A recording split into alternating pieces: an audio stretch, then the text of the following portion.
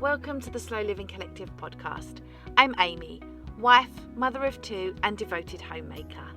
Join me on this journey as we explore the beauty of slow and simple living, where life unfolds at its own unhurried pace. I'll take you through my experiences of slowing down, tending to our allotment plot, finding joy in the little things and making the most of our small home. Together we'll learn to live in harmony with the ever-changing seasons, discovering the magic that lies in embracing the present moment. So let's embark on this enriching adventure towards a more intentional and fulfilling life. Hey everyone, and welcome back to another episode of the Slow Living Collective podcast. I am Amy and I'm so grateful to have you here. I've actually made a really big move, and some of you might have noticed if you are Spotify listeners that my podcast episode last week was a little slow in coming through. Now, if you listen on Apple or pretty much any other platform, it would have been there as normal, but Spotify was just playing games with me and it just took me a little while to figure that out. But here we are, everything is hopefully back to normal. It certainly looks that way. So all I have done is actually move the hosting of my podcast. And if you don't know anything about how podcasts work, you basically publish a podcast to an RSS feed and it goes to a specific link, and then podcast platforms such as Apple Podcasts, Spotify, all of those will actually pick it up from that link. And so I have actually moved the hosting of that link over to Substack, and that is super exciting because that means now I have everything in one place and it makes it a lot easier, although it didn't feel that way during the week when I was trying to get the switch over done. But it does mean that now the podcast episodes will be accompanied with a post. And it also means that if you are one of my amazing over 3,000 Substack subscribers, then you'll actually get the podcast delivered straight to your inbox. And you can actually listen to it through Substack, or you can go and find it in the normal places. It is completely up to you, but it does just make everything a bit more interactive. So if you want to pop over to Substack, you will be able to see the podcast, listen to the podcast. Even if you listen on a different platform, you can head over, you can read the show notes. So with each podcast episode, there'll be a kind of, semi-in-detail post about the topic, any links that I might have said that I was going to put in during the show, and then also you'll be able to comment, you'll be able to leave me feedback, which is huge. Like, sometimes putting a podcast out can actually seem like you're putting something out into the abyss. So you can find me over on Substack. The link is theslowlivingcollective.substack.com, and you can find me there. You can sign up as a free or paid subscriber. It's completely up to you. I put out tons of free content, so don't feel obligated to be a paid subscriber by any means, but you can listen to the podcast, you can read the show notes, but also it gets delivered straight to your inbox. So there's really not much you need to do. That's what I love about Substack. It enables me to basically put out the content and share the stuff that I want in a really great environment, and it's a great community too. So that was just a little bit of a backstory about the old podcast and how we're getting on there. And so I guess we should jump into today's episode, because I've already been recording for a while and haven't actually got to the point yet, which is very, very on brand for me. So today I want to talk about boundaries, and it's kind of super relevant to me at the moment because, usually, a little bit of backstory, usually I actually record these podcasts well ahead of time. Usually I have a little bit of podcast episode in the bank, let's say, so that I can just pop them out and I'm not sitting here on a Sunday night like I am now recording a podcast episode, looking at the time thinking, goodness me, I need to get the children to bed. Don't be like me. Don't do it. So usually I am a bit more organised, but I'm in general not a very organised person, and sometimes it catches up with me. So this is kind of in real time, and not a huge amount of my podcasts are in real time. They're usually, like I say, pre-recorded. So I was actually just scrolling on my phone before I came up here to record this episode, and I was actually looking for a picture from the allotment from around this time last year, and I stumbled upon a picture in my Amazon photo storage. So Amazon like just literally backs up anything that gets saved on your phone. Like before you know it, it is there and it's saved. So I was just scrolling through my Amazon storage looking for this photo of the allotment, and I came across this screenshot, and the screenshot was of a message I received on Instagram almost a year ago, and it kind of got me thinking about boundaries and how I've evolved over the past year. And it's really funny because so often, you know, on this podcast and on Instagram and in my real life as well, I so often share about how, you know, I'm living more slowly, more simply, but, you know, sometimes things creep in. Sometimes I feel more overwhelmed and stressed, and sometimes it's just due to literally overcommitting. And all of this stems back to living seasonally, and it's why I always say that seasonal living is like at the crux of everything. And I think sometimes like seasonal living gets pushed aside because maybe it's not sexy as slow living and simple living, but seasonal living really is at the crux of everything. So when we live seasonally, we live with the ebbs and flows of the season. And, you know, sometimes we are, you know, we're in a massive peak and we're like living life, and, you know, that is summer. Right? So, you know, we socialize more, we spend more time outside, we are more alive, we are more vibrant, we are getting more daylight, we feel more awake. You know, it's all of those things. I wake earlier in the summer than I do in the winter. You know, in the winter it's like a struggle to get out of bed. In the summer I'm awake like well before the alarm goes off. And, you know, we do have to have an alarm. Like, I would love to not have an alarm, but we have this specific morning routine that we like to do, basically where we wake up an hour before my husband starts work. He works from home, so it's not that much of a big deal. We get up an hour before and we get ready for our day, and then we spend half an hour together sitting on the balcony and just drinking our coffee and just having a really slow start to the day. And we hope to carry that on through winter. We haven't had an accessible balcony for the last year, so it's we're just going to see how we go. But, you know, in winter we're more likely to not want to get out of bed. It's cold and miserable and dark, and, you know, we're more sleepy. And so, you know, we are expected in society to live like it's an eternal summer, and it's just impossible to live that way all the time. You cannot live at those peaks all the time. Sometimes there are troughs. And I always refer to like autumn when it comes to coming inside, and I refer to that quite a lot in like my writing and on this podcast. I refer to autumn as a period of time where I feel like I'm coming inside, and that's a physical coming inside of, you know, less time outside. There is less daylight, it's colder, we are more likely to spend less time outside. But then also coming inside to ourselves is a period of slowing down, of retreating. You know, after the busyness of summer, we are retreating inside and coming inside to ourselves and just preparing ourselves for the dark season, the cold season. And, you know, if you're listening right now in the Northern Hemisphere, you know, we're heading into the latter part of summer. You know, next month will be September, and then we'll have autumn equinox, and then, you know, autumn will be here. So, you know, we are slowly moving into that part of the year as well. We're not there yet. We are not turning into autumn content just yet. But seasonal living is at the crux of everything, because when you start to embrace living with the seasons and the ebbs and flows of that, you know, the slowness of winter but the vibrancy of summer and everything in between, then you just feel better. It's hard to explain, but you do just feel better, because when you are busy in the summer, like, your body's ready for it. Your body is vibrant. It is eating, you know, like incredible fresh produce straight out of the garden.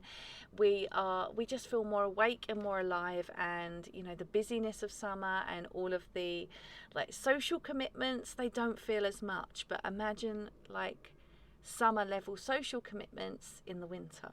And, I know some people do continue to live like that, and it's a lot, and you do end up, feeling quite burnt out. And often I'll skip back through my calendar, or sometimes skip forward, and I'll have a look, and it always brings a little smile to my face, because I'll see summer looking intense, and then you can see it ease off through the autumn and completely slow down during the winter, and then it sort of comes alive again in the spring.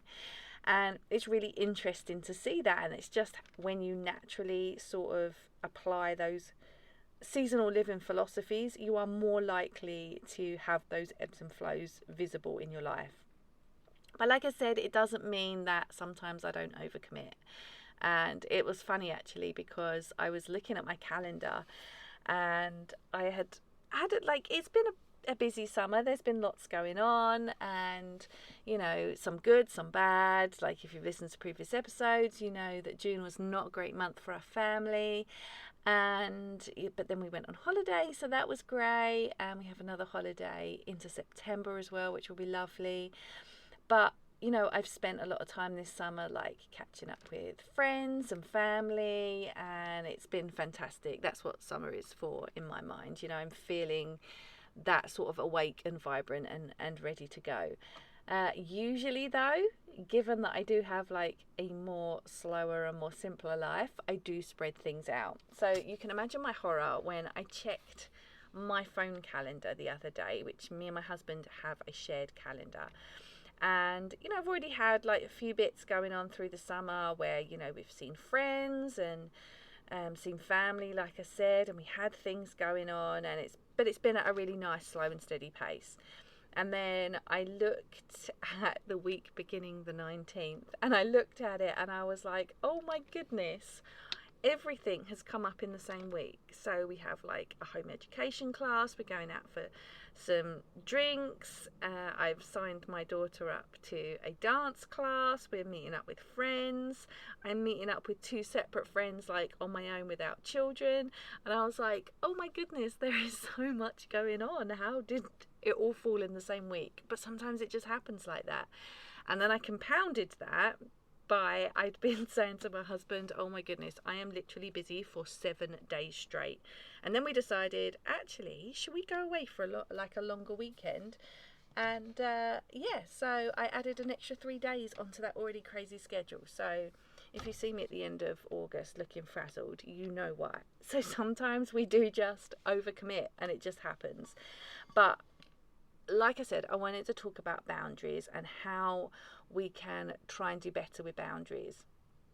So when we set boundaries, it's saying this is my personal enough point. I can do this, and this in a week, and I'm sorry, but I literally cannot fit anything else in, because I know it's going to be detrimental to me, to the way I live, and to my mental health. And I think boundaries are absolutely crucial for our mental and emotional well-being.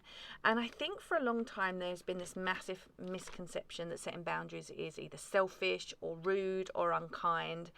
I think more and more people are coming round to the idea that actually boundaries are essential, and it is super essential in all facets of life that we set them. Now, obviously, in a seasonal living or simple living or slow living context, it's about not taking on too much, not having week after week after week where you're very, very busy and overcommitted. It's about identifying how throughout the seasons you might feel different. So while I might be laughing and joking about, oh my gosh, I have this massive week and a half that I've now overcommitted, and I'm going to feel absolutely bedraggled by the end of it. But it's summer, and I know that I could tolerate that. If I looked at a week like that in January, I would probably ask somebody to reschedule and see what I could do, because I know that I am not at my peak performance in January, and none of us are at all. And it's about establishing those boundaries and establishing our own enough points. When does it become too much? what is the season? Why am I feeling so overwhelmed in January when I have tons to do?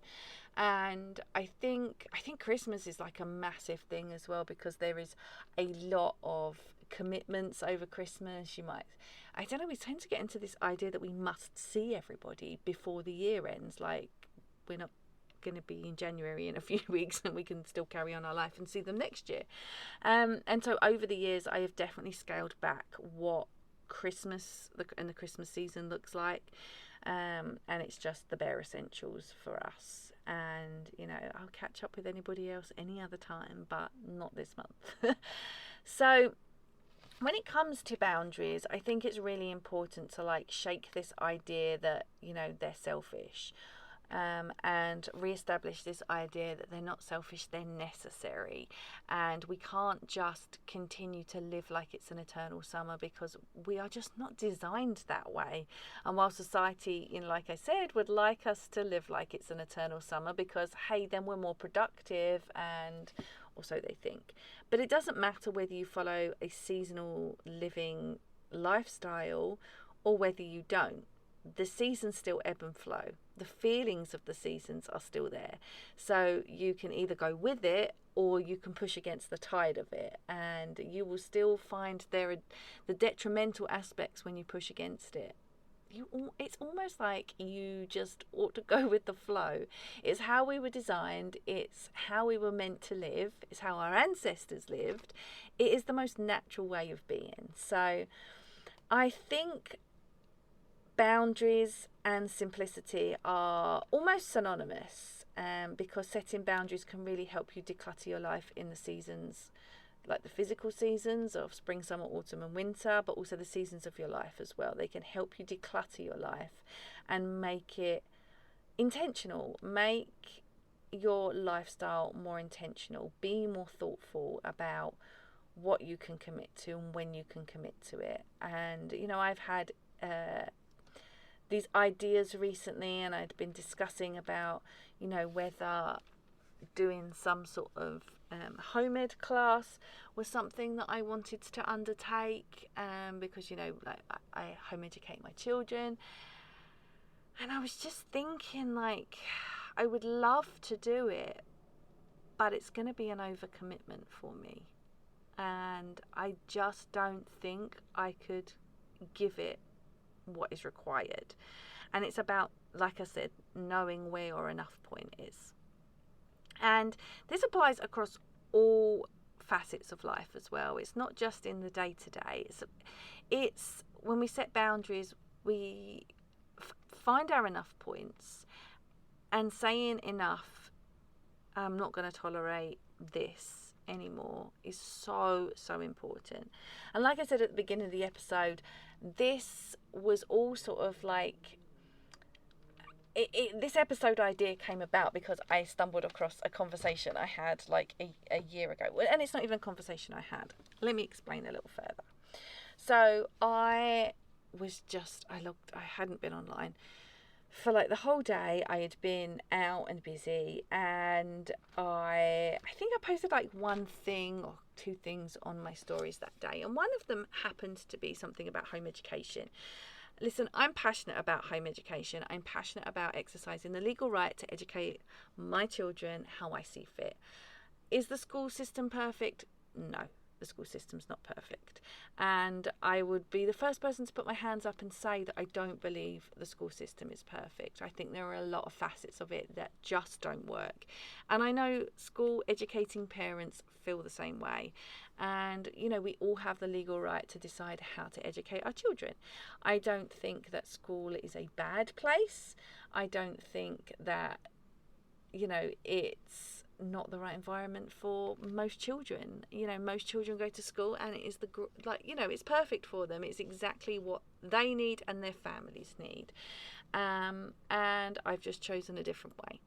And so there are some facets of the education system that I don't particularly love, but they are often, very, very often, the same facets of the education system that school educating parents don't agree with, or teachers themselves don't agree with.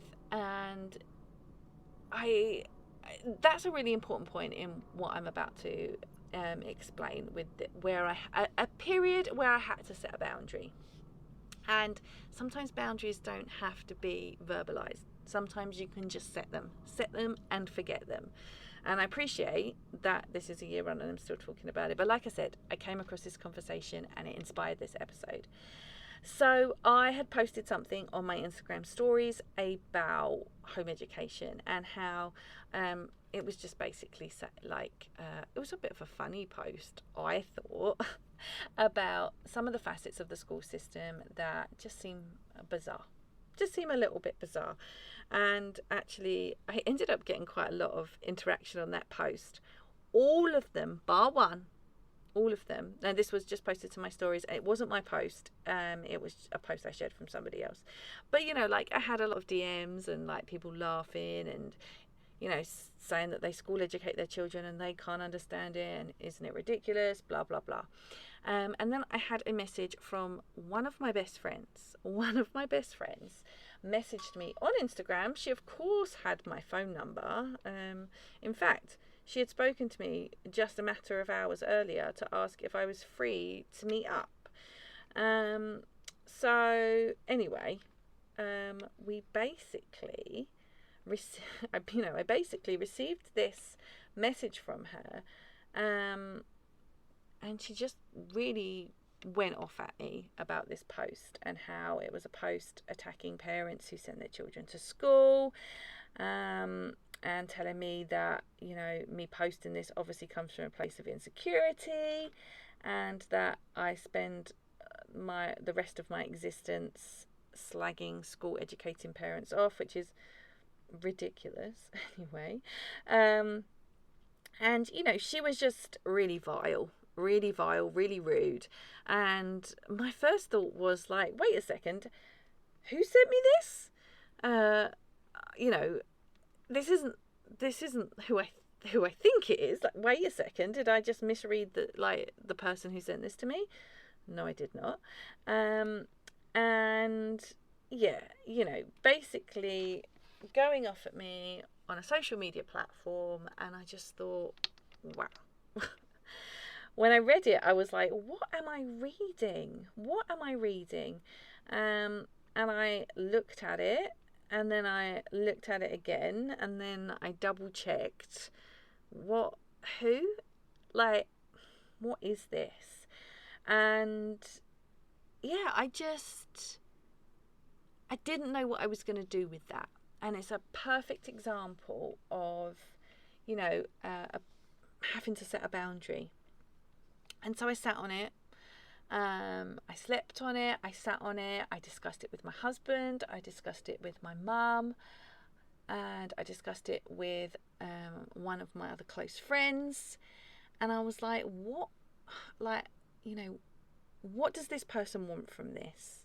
So they come into my inbox and they say to me all of these vile things, you're slagging off school educating parents, you are you're obviously insecure about your choice, which is ridiculous. I've never been so certain about anything in my entire life. I knew my children could be home educated since before they were born. And just saying all of these things you're always slagging us off, I've let this slide in the past, and this was something that had been building for a while. This was nothing to do with the post in general. And I don't actually share a huge amount about home education because I don't share my children online. So like I said, I was just a bit flummoxed. What am I going to do with this? What does this person want from me? Do you want me to apologise? Is that what you're gunning for? The end of the post said basically along the lines of, I thought you should know this before I block you. And I was like, okay, so why did you send me this? I didn't say that, as I will tell you in a minute. But, like I said, I was thinking what does this person want from me? Because they've listed all these things of why I am such a terrible person and why this is a total me problem and nothing to do with them being triggered by somebody who is, free and easy making their choices and living a life that they enjoy. And somebody who made completely different life choices to me, and there's nothing wrong with that, but I don't criticize their life choices. I don't tell people that they shouldn't send their children to school. Like I said, I think school is the perfect setting for most children, and I've just chosen to do it differently, and it's no better, it's no worse. It is the same legal right as sending my child to school. So I thought on it, and I sat on it, and I thought, well, what does this person want from me? And I don't even know to this day if I really know what they wanted from me. Did they want me to apologise? Because I'm not going to apologise for being myself. That's boundary number one. Do you want me to say, oh, you're right, the content I share is not appropriate? Well, I don't believe that. So there's boundary number two, because like I say, I don't share a whole lot of home education content, and if it's not for you, then you can just scroll on. Do you want me to say, no, please don't block me? Like, if you don't want to be here, I'm not going to force you. And I mean, if that was any old person on the internet, like somebody that I didn't know and didn't have a relationship with, I would be like, all right, goodbye. And that would be the end of it. But because it was my best friend, one of my best friends, I was like, Jesus Christ, man, like you have had this hatred brewing for a while. I don't think it was a that day problem. And so I thought about it, like, what does this person want from me? How do they want me to respond? What's the best course of action? And so I did nothing. I read the message. They could see that I read the message. I went and had a look. They hadn't blocked me, like they promised that they would. So I did them a favour, and I never responded to the message, and then I blocked them. And that is just evidence of setting a boundary. And I think it's really important that we set boundaries, because while that was, I would say, quite a difficult situation to navigate, I never expected somebody that I was close to and trusted to just be so flippant as to land in my Instagram inbox. Like, you've got my number. We could have discussed that like adults, but you chose the low road. So I helped you along the way. You don't get to come into my space. You don't get to disrupt my peace. You don't get to do that. Did you think we would, was it going to be like you have this big outrage on Instagram and then we carry on being friends offline? I don't think so. You made your bed. And so it's really important to be able to set those boundaries. And even though they're hard, because I found it really, I was going to say I found it really difficult. It was a difficult situation, but I actually found it really easy to make the decision of not doing anything. I was absolutely enraged. I was so angry. There was no way on this planet that person was being part of my life anymore. Absolutely no way. No way at all. You don't get to treat me that way. I mean, you can do it once, but you're not coming back for a second go. But it was really difficult for me to think about, well, this person has been my friend for more than a decade, nearly more than 2 decades, I think. And, we'd sort of grown up together, and we'd all had children, and, the idea that I was just going to have that removed from my life wasn't an easy one. But the choice to not respond to someone who came at me with such hatred, that was an easy choice to make. And so setting that boundary impacted that friendship to the point of it would never recover. It would never recover. But I don't consider that my fault, and I don't mean that in a like nothing's my fault kind of way, that friendship ended when that message was sent. And there was nothing in my mind that could be done to save it at that point. It impacted my life not much, I'll be honest.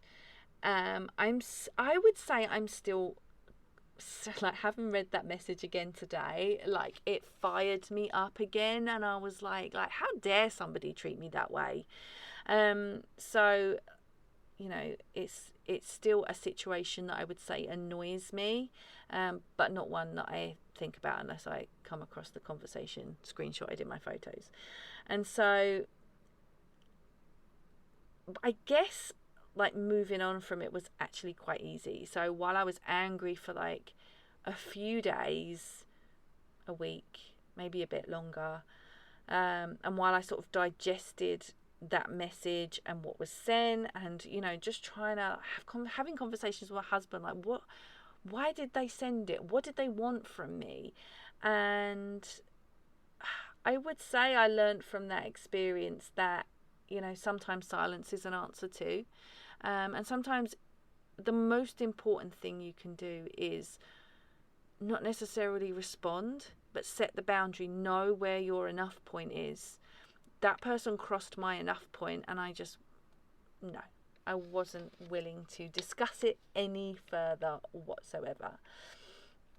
So I want to give you just some ideas on how you can sort of, I guess, start becoming more familiar with setting boundaries. And so a really good one is just to self-reflect and just really take some time for yourself, understand your values, what your needs are, and where your enough point is. What things drain you, whether it be people, whether it be activities, whether it be whatever it is, what drains you, but what also are the non-negotiables that you want to fit into your life. And so listen to your body and your mind. Listen to your body. What physical symptoms do you have? If you're getting fatigued by things, maybe you need to rethink it. If you're getting headaches or anxiety, maybe that might be a sign of an unhealthy boundary setting. Are there situations where you maybe feel overwhelmed? But another thing when you are setting boundaries is to just be specific and ask for what you need. And if people can't understand that, that's not your fault. You know, another situation I think of as well is when I had my son. So my son is my second child, and with my daughter, my first child, I really desperately wanted to breastfeed her, and we did not together were just unable to make it work. It's a long and complicated story. I do have some episodes on it, so you can go back and find stuff about that if you feel like you are emotionally able to. I suffered with immense breastfeeding grief and trauma after my breastfeeding journey with her finished. And so when I had my son, I was apprehensive, and I knew that I wanted to set a boundary. I knew that if I was to breastfeed again, I really wanted to give it everything I had. Everything I had. It was so important to me, and I was so worried that all that would happen is it would go wrong again, and I didn't know if I could take it twice. And so I set a boundary. And so when I left the hospital, we went to pick up my daughter, who was staying with my mum, and she met our little baby boy. And then we went home and we shut the doors, and we spent a good couple of weeks just establishing breastfeeding. No guests, no visitors, nothing. We had, like, you know, the midwife was visiting, of course. I had a lactation consultant come in. But other than that, we did nothing. It was summer, we spent time at home, we were out on our balcony, and we were just establishing breastfeeding, and that is all we were doing. And when I felt like breastfeeding was starting to be on the up, because I did struggle again, After I saw my lactation consultant, like 5 days in, things were improving, and once I felt like we had sort of really started establishing breastfeeding and things were good, then we had guests. Then we went and saw family and friends, and yeah, it was just a really important time and a really important boundary, and I never had any pushback on that whatsoever. Everybody in my life knew exactly what had occurred before, and they knew my desires to make sure that wouldn't happen again. And I just explained, like, this is what's going to happen and this is what has got to happen, because I need to be mentally well enough to take care of my children, and I don't want to have to go through the grief and trauma that I went through the first time round. So I think if you can explain your boundaries to most people, people are reasonable and they will understand. So just clearly state what you are willing to do and what you aren't willing to do. Don't be vague, don't have general statements, and just express your needs to other people confidently and respectfully. And do you know what? If you end up in a situation like the one I explained with my so-called best friend, then, sometimes silence is an answer too. If somebody can't respect you and, respect who you are, or can't respect a boundary that you've set, to be fair, I hadn't said, like, I don't appreciate the angry mob in my inbox.